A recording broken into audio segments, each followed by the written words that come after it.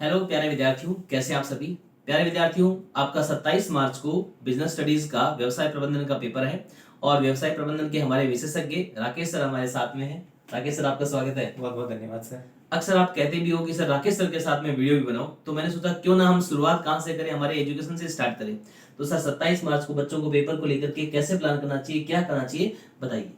सबसे पहले तो आप सबको बहुत बहुत बेस्ट ऑफ लक एग्जाम के लिए।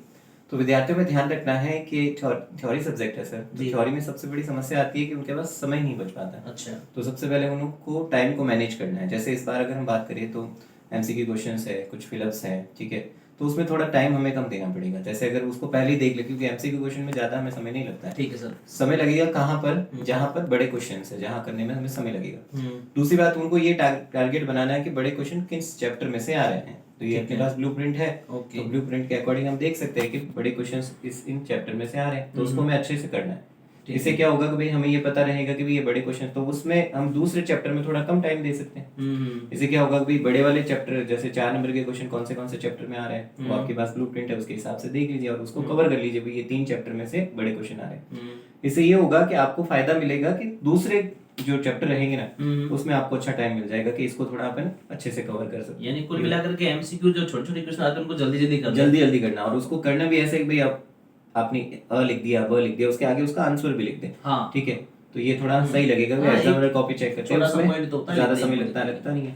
फिर उसके बाद आपको ये टारगेट बनाना है कि उसके बाद हम कौन सा सेक्शन करें। बी है तो उसकी अगर सेक्शन वाइज करते हैं तो थोड़ा अच्छा इम्पैक्ट पड़ता है। मैं बीच में आपको रोकूंगा। कुछ बच्चों के क्वेश्चन रहते हैं सर कौन सा सेक्शन पहले करें, क्या करना है कि अगर सेक्शन के हिसाब से करते हैं तो एग्जामिनर जब कॉपी चेक करता है, क्योंकि हम बार बार अगर सेक्शन चेंज करते हैं तो फिर एग्जामिनर भी थोड़ा बहुत इधर उधर हो जाता है। अगर हम सेक्शन के हिसाब से गए, फर्स्ट सेकंड थर्ड फोर्थ, इसे एग्जामिनर जब कॉपी चेक करता है तो उसको भी थोड़ा सही लगता है, आसानी रहती है कि हाँ बंदे ने अच्छा लिखा है। और राइटिंग का भी काफी थोड़ा ध्यान रखना पड़ता है, क्योंकि थोड़ा चलो हिंदी नहीं है लेकिन फिर भी राइटिंग अगर थोड़ी रहती है तो उसका बेसिक अच्छा रहेगा। कुल मिला के राइटिंग वो अपनी बदल तो नहीं सकते, लेकिन खुला खुला लिखने का प्रयास करें। जैसे पॉइंट्स ज्यादा आते हैं तो उसको हाईलाइट करें पॉइंट्स को।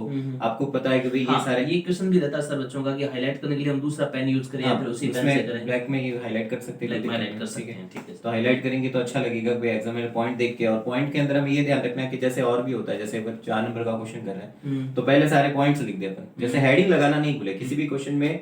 अगर मान लीजिए काफी बच्चे क्या कर देते हैं, उसको जैसे मान लीजिए नियोजन की विशेषता आ गई तो उसने हेडिंग नहीं लगाई तो पता नहीं चलता है कि किसकी विशेषताएं हैं, तो सीधी विशेषता के पॉइंट लिख देते हैं। अच्छा सर, हेडिंग लगाना एक बच्चों में और रहती है कि भाई बड़े बड़े क्वेश्चन है या फिर 2 नंबर के 3 नंबर के क्वेश्चन है, उनमें शब्द सीमा कितनी क्या रखे, कुछ ऐसा है?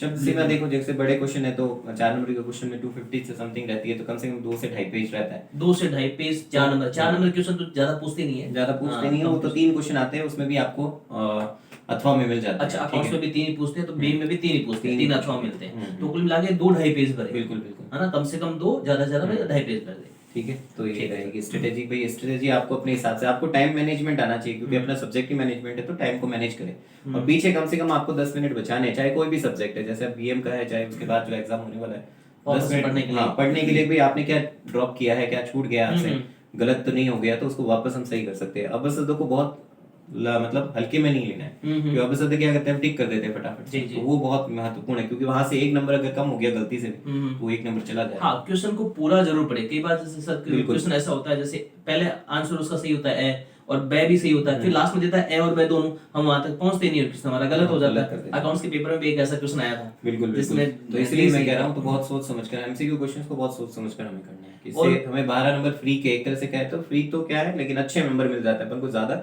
समय नहीं देना पड़ता उसमें। और कोई विशेष राय आप बच्चों क्या देंगे? विशेष राय तो सबसे पहली बात तो आपको बता देता हूँ, 24 मार्च को ही आपकी मैराथन क्लास लगने वाली है। उत्कर्ष ऑनलाइन स्कूल के यूट्यूब चैनल पर सर क्लास लेके आपके लिए आ रहे हैं। हाँ, तो उस समय आपको आना है। सब विद्यार्थियों को जितना ज्यादा हो सके इस वीडियो को शेयर भी करना है, जिससे सब तक ये बात पहुंच सके। ठीक है, तो 24 और 25, ठीक है, 25 को आपको ये मैराथन क्लास रहेगी और अच्छे से अपन को सारी चीजें कवर करनी है। ठीक है, okay sir. Okay sir, thank you so much समय देने के लिए sir, thank you so much. Thank you.